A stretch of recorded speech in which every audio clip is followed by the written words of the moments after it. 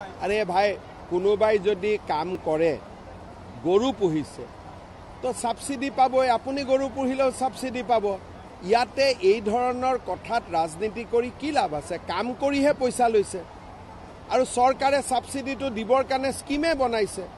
মন্ত্ৰী বিধায়কে ল'ব নোৱাৰে বুলিতো কোনো কথা নাই তেওঁলোকেতো কৰাপচন কৰা নাই ডায়েৰী ফাৰ্মে কৰিছে গৰুহে পুহিছে এইটোত কি ৰাজনীতি হ'ব পাৰে আচৰিত কথা কোনোবাই দুটা গৰু পুহিছে চৰকাৰৰ আঁচনি মতে পইচা লৈছে চুৰি কৰাটো নাই এইটো কিবা এটা বিতৰ্ক হ'ব পাৰে নেকি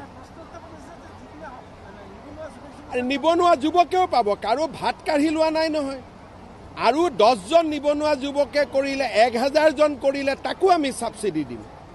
কাৰোবাৰ যদি দুজন নিবনুৱা যুৱকক মাৰি যদি লৈছে তেতিয়াহে ক'বলগীয়া কথা আছে আগতে কংগ্ৰেছৰ দিনত মানুহে দুৰ্নীতি কৰি খাইছিলে এতিয়া যদি আমাৰ মন্ত্ৰী বিধায়কে ঘৰত গাখীৰ উৎপাদন কৰি খাব খোজে আপত্তি কি আছে ইয়াতে চলিবতো লাগিব ঘৰখন আজি মন্ত্ৰী আছে কালি নাই ঘৰখন কেনেকৈ চলিব গতিকে গড় হত্যা কৰি খোৱাতকৈ গাখীৰ বিক্ৰী কৰি খোৱা বেছি ভাল নে বেয়া